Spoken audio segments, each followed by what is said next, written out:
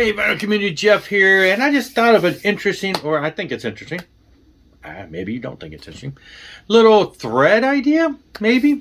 I think I've tried to start a thread once in the past, never took off, so maybe this one won't take off, but it's sharing my thoughts. So this all transpired from, I made a little short the other day on my favorite Kiss album, so maybe you saw that, just a little brief thing. Thought I would try to get into maybe making some shorts.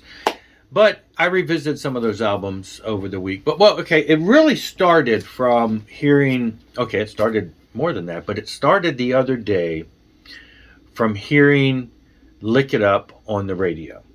Now, a couple months ago, and that just brought back to memory basically, but a couple months ago, earlier this year actually, it was back in, I guess, January. Wow, that was like 7 months ago.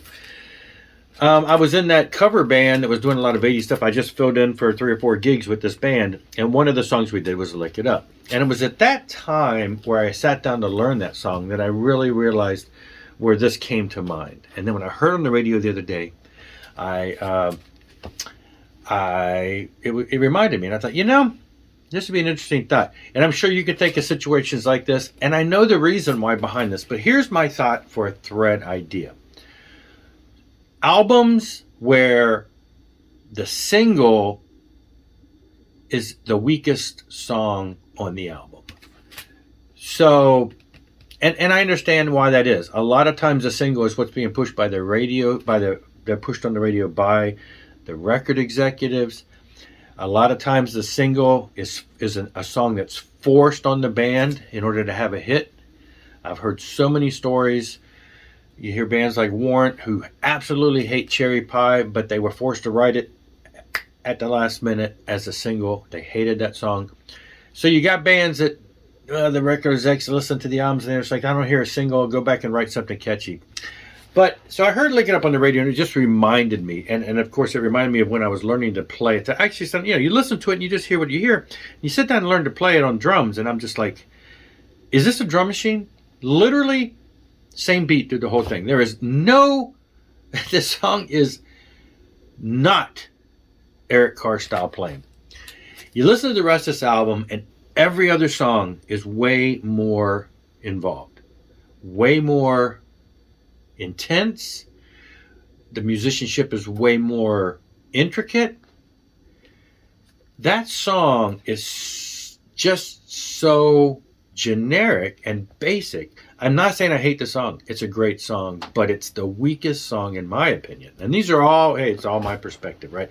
It's all, everybody has their own perspective on things. And in my opinion, when you listen to this whole album, that is the weakest song on the album. Musicianship-wise, all around. Catchy, yes, but does not represent what this album represents. Now, then I listened to Animalize, and I thought the same thing. Heaven's on Fire, it's a great song. It's absolutely not the best song on the album. And the album is, I don't know. I mean, I can't say there's not a worse song on here, but I listened to this whole album and I'm like, I love every song on here. Maybe it's Heaven's on Fire is being so overplayed. Maybe, I don't know. It's kind of like, it's not representative of this album. So the thought here is, show me an album or albums. I may continue this as I continue listening to albums. I may go back and say, you know, I feel the same way about, and there's a lot of examples I'm sure we could find. And I'm sure you've got some too. But show me a band or an album that you think the album is better than the song that was put out to represent it as far as the single. And, you know, it's probably easier than you think, because a lot of times you hear the single and you go get the album. And a lot of us who buy albums and not singles know that that's the case. We love the deeper tracks better. So, I don't know. What do you think?